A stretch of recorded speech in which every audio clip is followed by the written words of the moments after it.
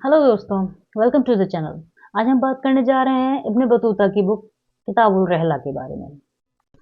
शेख अबू अब्दुल्ला मोहम्मद इब्राहिम, जो Ibn Battuta के नाम से प्रसिद्ध है, वह मोरक्को के तंजीर शहर का रहने वाला था और 14वीं सदी में वो भारत आने वाला एक महत्वपूर्ण यात्री है।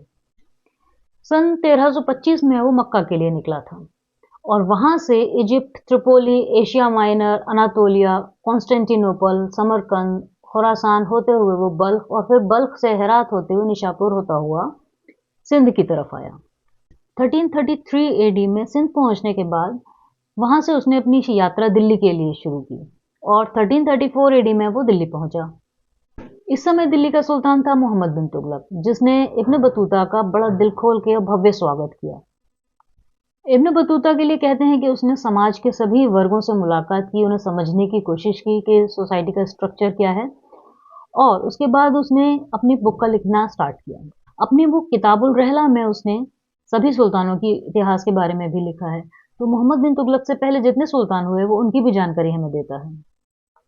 इब्न बतूता कुतुबुद्दीन ऐबक के बारे में लिखता है कि वह सुल्तान मुअज्जम शहाबुद्दीन मोहम्मद बिन साम गौरी, जो कि खुरासान और गजनी का रूलर था, उसका गुलाम और सेनापति था और उसने दिल्ली पर कब्जा किया और वो कुतुबुद्दीन को दिल्ली का सुल्तान नहीं बताता। इसके बाद उसने सुल्तान इल्तुतमिश के बारे में लिखा है, जिसको वो कहता है सुल्तान शमसुद्दीन लालमिश, जो कि दिल्ली का पहला सुल्तान था और जो कुतुबुद्दीन ऐबक का गुलाम और साहिबुल अस्कर यानी कि सेनापति था। कुतुबुद्दीन ऐबक के मरने के बाद वो सुल्तान बना और वहां के काजी को उसने एक कागज दिखाया जो उसके गुलामी से आजाद होने का सबूत था, जो कुतुबुद्दीन ऐबक ने उसको दिया था। इसलिए इल्तुतमिश को सभी ने एक वैध सुल्तान स्वीकार कर लिया। अगर इब्न बतूता की माने तो इल्तुतमिश ने न्याय की एक विशेष व्यवस्था की थी, जिसमें वो ये आदेश देता है कि अगर किसी के साथ अत्याचार हुआ है या कुछ भी गलत हुआ है और उसे न्याय चाहिए तो उसे रंगे हुए कपड़े पहन के रहना होगा। अब ये रंगे हुए कपड़े इसलिए पहनना होगा क्योंकि उस समय इब्न बतूता के हिसाब से जो आम पब्लिक है वो नॉर्मली वाइट कपड़ों में रहा करती थी।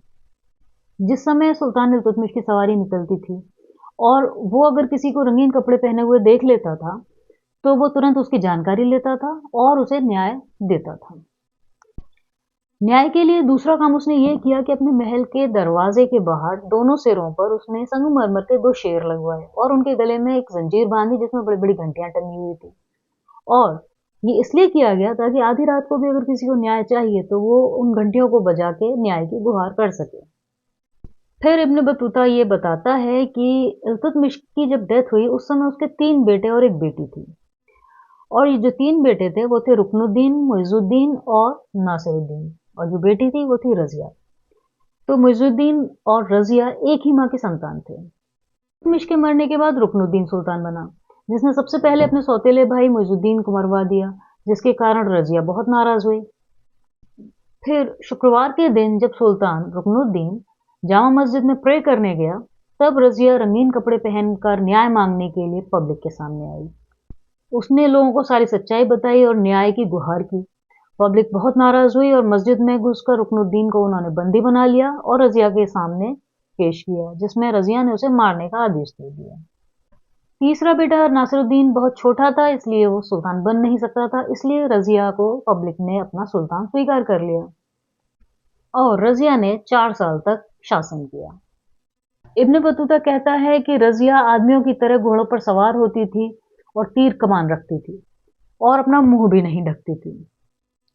रजिया पर इल्जाम था कि उसका अपने किसी हबशी गुलाम के साथ अफेयर चल रहा है, इसलिए सेना ने उसको अरेस्ट कर लिया और सिंहासन से हटा दिया। उसके बाद रजिया ने अपने किसी रिश्तेदार से शादी कर ली और नासिरुद्दीन को सुल्तान बना दिया गया, जिसने 20 साल तक दिल्ली के ऊपर राज किया। इब्न बतूता कहता है कि नासिरुद्दीन एक बहुत ही चरित्रवान व्यक्ति था, बहुत ही धार्मिक व्यक्ति था और वो कुरान की नकल करके उसकी कॉपीज बाजार में बेचता था और उससे जो भी पैसा कमाता था उसे वो अपने निजी खर्चे में लगाता था। फिर उसके नायब बलबन, जो कि उसके बिहाफ पे रूल करता था, उसने नासिरुद्दीन की हत्या कर दी और वो खुद सुल्तान बन गया। बलबन, जो 20 साल तक नासिरुद्दीन का नायब रहा और उसके बिहाफ पर रूल करता रहा, लेकिन उसकी हत्या के बाद वो अगले 20 साल उसने बतौर सुल्तान वहां पे शासन किया। इब्न बतूता के अनुसार वो जितने भी सुल्तान थे उन सब सुल्तानों में सबसे बढ़कर था। वो उसकी बहुत तारीफ करता है और कहता है कि वो एक न्यायप्रिय, चरित्रवान और बहुत ही बुद्धिमान सुल्तान था। उसने दारुल अमन यानी कि शांति का स्थान नाम की एक बिल्डिंग बनवाई और उसमें ऐसा कोई भी आदमी जो कर्ज में डूबा हो और अगर वो उस बिल्डिंग में चला जाए तो सुल्तान उसके बदले में सारा कर्जा चुका दिया करता था। या कोई आदमी हत्या करके और उसमें घुस जाता था तो जिसकी हत्या हुई है उसके घर वालों को सुल्तान पूरी सहायता और पूरी हेल्प किया करता था। और इब्न बतूता ये कहता है कि उसकी कब्र भी इसी बिल्डिंग में बनाई गई जो कि उसने खुद देखी थी। इब्न बतूता बलबन के बारे में एक इंटरेस्टिंग कहानी सुनाता है। वो ये कहता है कि बुखारा के मार्केट में एक बार एक फकीर से उसकी मुलाकात हुई जब वो बहुत छोटा था। तो फकीर ने उसका रंग रूप देख के उसे कोई इंपॉर्टेंस नहीं दी और उसको छिटक दिया क्योंकि ऐसा कहते हैं कि बलबन बड़ा ही बदसूरत था तो कोई उसे पसंद नहीं करता था। तो फकीर ने जब उसे दूर कर दिया उसके बावजूद बलबन ने उसको पूरे सम्मान के साथ सलाम किया और उसकी आवभगत की। तो फकीर थोड़ा खुश हुआ। तो फकीर ने कहा कि फल की दुकान से मुझे अनार खरीद के दे दे।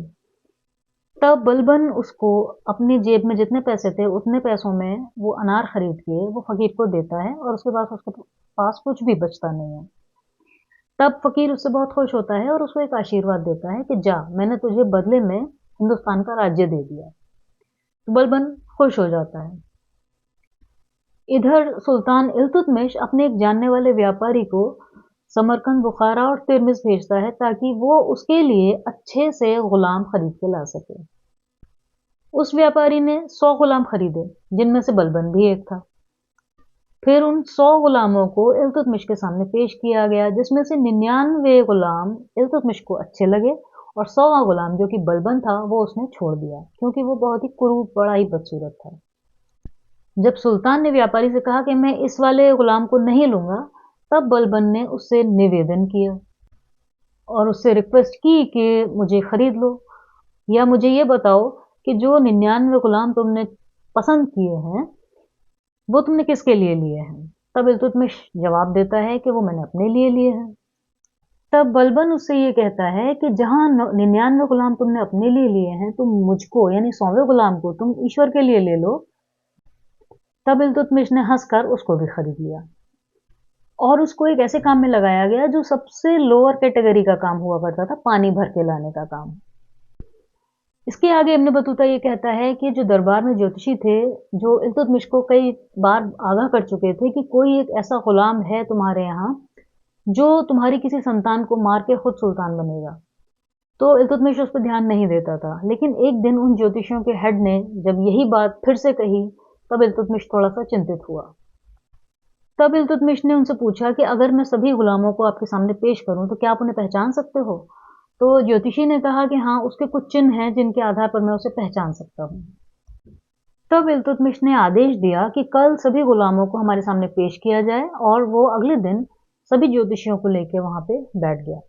अब जो गुलाम थे उनको उनके काम के हिसाब से कैटेगरी वाइज बिठाया गया जिसमें जो पानी लाने वाले गुलाम थे वो सबसे पीछे बैठे थे जिनका नंबर सबसे लास्ट में आने वाला था। अब इसी सब चीज़ों में पूरा दिन निकल गया तो जो सबसे पीछे पानी लाने वाले सारे गुलाम बैठे थे उनको भूख लगी थी। तो अब उन्होंने अपने ग्रुप में से किसी एक गुलाम को चुना कि जाके तुम हमारे लिए खाना लेके आओ और हम यहीं बैठ के सब खाना खा लेंगे। और वो जो व्यक्ति चुना गया वो था बलबन। तो बलबन को बाजार भेज दिया गया कि तुम जाके हम सबके लिए खाना लेकर आओ। लेकिन जब वो बाजार में पहुंचा तो खाना खत्म हो चुका था क्योंकि लंच टाइम ओवर हो चुका था। फिर वो दूसरे मार्केट में जाता है जहाँ उसको बहुत देर हो गई। तो वो लेट होने की वजह से जैसे ही नंबर आना स्टार्ट हुआ पानी लाने वाले गुलामों का, तब तक बलबन वापस नहीं आया था। तो उसके साथियों ने क्या किया कि एक और किसी लड़के को बलबन बता के सुल्तान के सामने पेश कर दिया गया। तो इस तरीके से बलबन की कहीं कोई चेकिंग हो ही नहीं पाई क्योंकि शायद डेस्टिनी में लिखा था उसका सुल्तान बनना। और अब जब उस गुलाम की कोई आइडेंटिफिकेशन हो ही नहीं पाई तब इल्तुतमिश भी निश्चिंत हो गया कि नहीं, ये सब एक वहम था। और बलबन अपनी कैपेबिलिटी, अपने टैलेंट के हिसाब से धीरे धीरे करके काफ़ी तरक्की करता गया और फिर वो अमीर आखूर से लेके नायब सुल्तान, उसके बाद फिर वो खुद सुल्तान बन ही गया और 20 साल तक उसने सफलतापूर्वक सुल्तान का पद अपने पास रखा। तो ये थी जानकारी वो जो इब्न बतूता हमें देता है। ये जानकारी आपको कैसी लगी? अपने कमेंट्स में ज़रूर बताएँ एंड लाइक, शेयर, कमेंट ज़रूर करें।